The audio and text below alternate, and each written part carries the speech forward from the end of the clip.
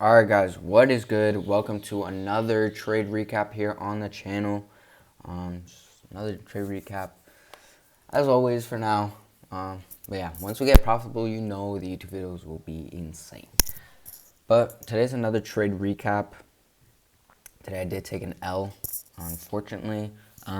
Today has made me realize that I have to study more of this model since I am still fairly new to the inversion models. I still gotta give it a nice good study and back test it a bit more because I don't think I've been back testing enough. These past few days I have not been back testing, but yeah, like I said, I'm gonna study more on the inversion models. We're now down 1,200 on the account. It's not funny, but I'm laughing, right? My plan is if I blow this, I'm just gonna buy another combine and go from there, right? But today, checking Forex Factory, we did have news at 10 a.m. So I was gonna wait until 10 a.m. to take a trade. Coming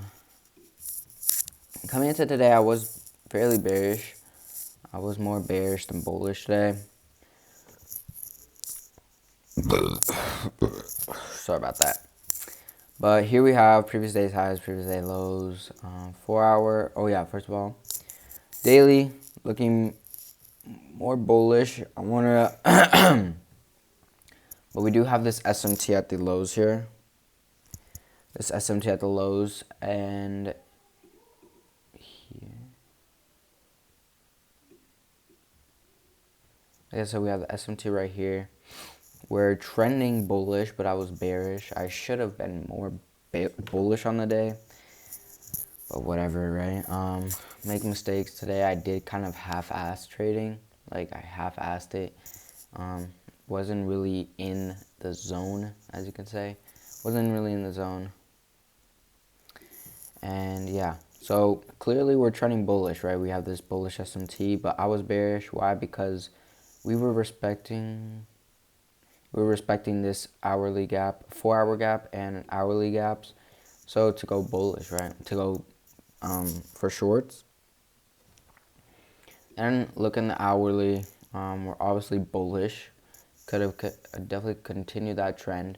Draws on liquidity to the upside were previous days highs, Asia highs, and London highs. What else? For shorts, I wanted to see this. So I'm not actually no. Those are coming into the conditions. And then draws on liquidity to the downside was these low resistance lows on the higher time frames, which is Asia lows, an hourly low, and London lows in this hourly gap. And that's what I wanted to see get taken out. And we obviously take out London lows here after we take out previous day's highs. So yeah, I was mainly bearish on the day, and I wanted to see some type of play like these. So good morning, a little more bullish today. We do have an SMT at the lows and the highs for shorts. Since ES is a bit behind, I want us to take out London highs or any other highs above, make it an SMT and look for shorts to the session lows and the main draw liquidity. But for longs, if we continue, wait for it to fill in equilibrium and unfill the hourly gap to retest and take low time frames for that. For longs, previous day's highs, main draw liquidity for longs. Right here we have equilibrium and this gap right here. Would want to see us come down, fill in all this, take out this low right here, hourly low, and go up from there. I mean, holy crap, what am I saying? Holy crap, I actually need to get better sleep. These are short conditions. Go up, take out London highs. Definitely, it's most likely going to make an SMT because ES was behind. Take that out and then look for an inversion all the way to main targets were session lows. Then same thing here. We take out all of these, make an SMT at the highs, and look for an inversion. Main target again would be those session lows. Now, for shorts, there were kind of two conditions, but I didn't put it here. Condition number one is right here. We come down, we take out the session lows, we retest this hourly gap, and we look to target all these highs above, previous day's highs, and another hourly high. And another short condition that I didn't say in the Discord is we come down, we fill an equilibrium, retest this hourly gap, and go higher, and look for us to take out this hourly low here. That would have been a nice setup for longs. Now coming into the charts, market opens, we're chopping. At first I did want to take some longs right here. Right here we fill an equilibrium, we take out this hourly low, we make an SMT with that low as well. We fill an equilibrium, retest the gap, we're getting good reactions, and I would have entered off of this inverse right here if it were to inverse that. I'd enter, holy crap, I actually hate this magnet thing. Right there, stops right here, and then we target number one would be London highs, and then previous days Asia highs, previous days highs, and then if you wanted to go crazy, those highs, but they never got taken out, so you would have been stopped at a break even eventually, but would have made bank, right? Nice 2.72 risk to reward. But we ended up chopping in this range a whole bunch. I'm pretty sure we made an alpha fill a 15-minute gap here.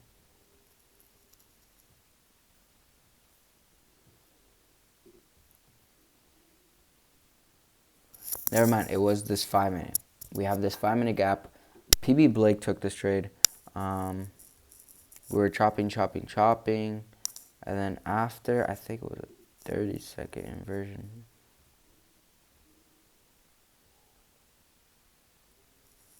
Where is it?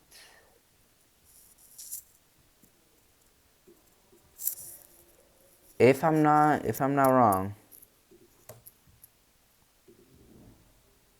Damn, what was his inversion? Should I look? I'm gonna look right now.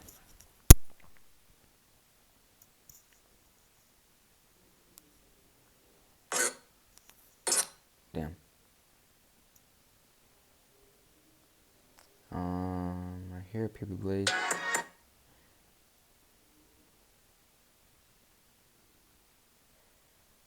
I wanna know what longs he took. Definitely a 30-second. 5-minute.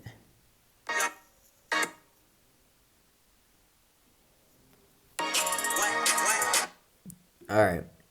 Here. Bro, that is not a gap. That can't be a gap, right? Huh? 30-second. There's no way that's a gap.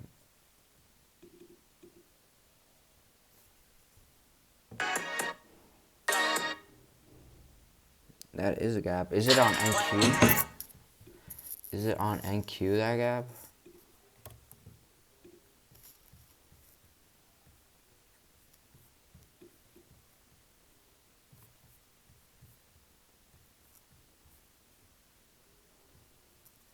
Yeah.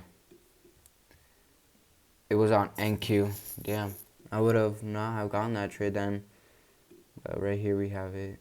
Boom. Entered off that, and then we had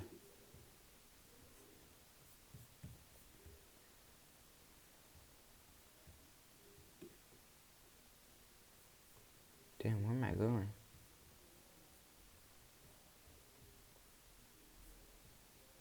This unfilled 5-minute right here.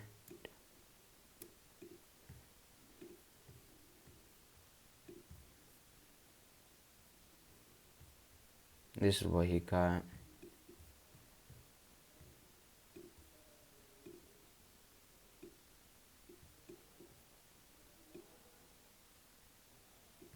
That's what he caught, right? Very good trade. He has a lot of experience, definitely learning from him. But yeah, made that SMT. I was going to take longs, but I didn't. Then we started chopping a whole freaking bunch. And then we, you know, from this, we go up, we take out London highs, we retest this hourly, 4-hour gap actually. Take out London highs, we make an SMT at the highs. Then I'm thinking, okay, time for shorts. I look for the highest time frame inversion. And for the highest time frame inversion, we had this 5-minute right here. So after it inversed, since like yesterday, I learned that when it inverses and it goes all the way down there, set a limit order right here, and that's what I did. I set a limit order.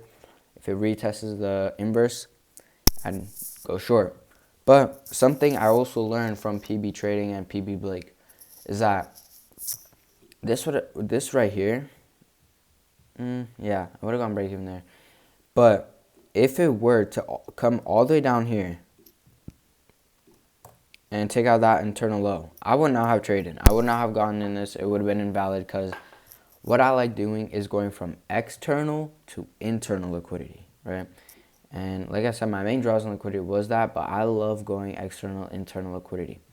So I entered on NQ, of course. Risk around 250. My stops were right on the body of this candle right here. TP at this internal low right here. That internal low, sell side liquidity. Damn. Sell side liquidity there. Would have gone break even here after the 5-minute candle closure. And yeah, we entered, it like dabbled in here for a bit, and then it stopped me out. Honestly, it was a good trade, but I had to notice that we're in bullish structure right now. So we have good draws on liquidity. Like, I had to ask myself this question when I was in the trading session. Is it easier for us to go up, take those draws on liquidity, or go down and take these draws on liquidity?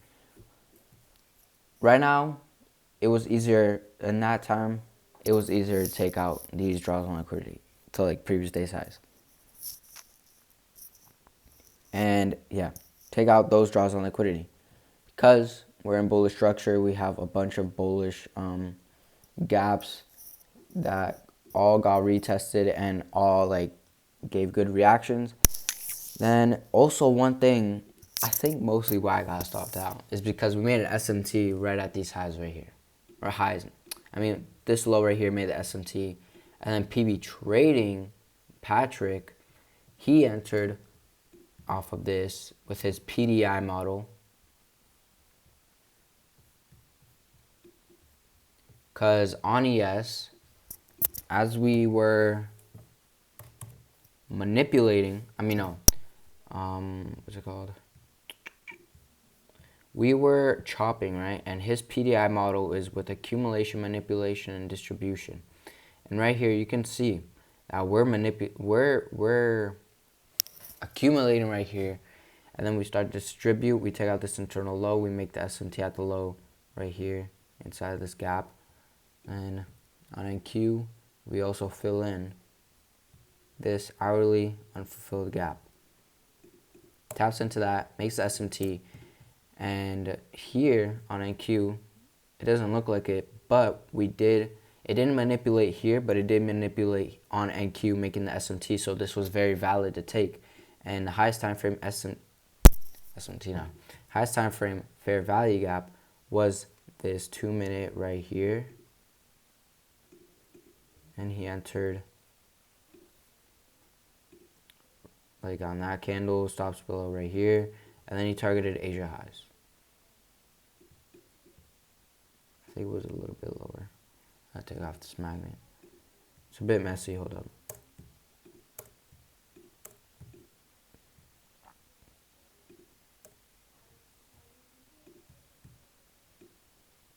It's like around here he entered. And then yeah, he banged. He targeted previous day's Asia session. And yeah, it was a very valid trade, very good trade. His experience just speaks for himself, for real. And yeah, insane trade from him. Kudos to him, am I right? Oh my god, that was mad cringe to say. But yeah, that was my trade for the day. Honestly, I don't think it was a bad trade. Not at all. We have the SMT at the highs. We retested the hourly gap. We took out a prominent high, and then we inversed the highest time frame fair value gap, and it was very valid. I think I really like this trade, but unfortunately we got break even. I mean, stopped out for minus 250. What can we do? All that we can do is get better, learn from this, and back test a bit more. So, yeah. How long is this video? 15 minutes? God damn. My hair's, man. I gotta get a haircut. Alright. But yeah, that concludes the trade recap for today. Hopefully I was able to explain everything, my whole thought process and everything. So, God bless y'all. Trade safe. And I'll see you guys on the next trade recap when I take another trade.